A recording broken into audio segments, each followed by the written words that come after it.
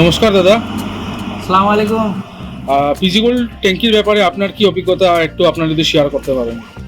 Physical ট্যাঙ্কি খুব বালা বলতে ফিজিক্যালটোর যে লেয়ার যেটা বেশি মুঠা, যদি আপনার ওজন করলে দেখা যায় এটা আধা আধি তফাৎ বেশি আছে।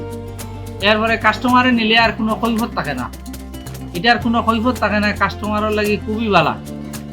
আর কোনোদিন আজ আমি 2020 থেকে বেশি আর ফিজিক্যালটোর মাল বেচলে 2020 থেকে আমি বহুত মাল বেশি আসছি, আজ দিন পর্যন্ত একটা মালও কমপ্লেন হয়েছে না। ফিজিক্যালটোর সাথে সাথে পলিওয়ার্ল্ড যে ট্যাঙ্কিটা আছে টুলিয়ার, ওইটাও ট্যাঙ্কিটা বালা আছে, ফিনিশিং গুলা খুবই বালা।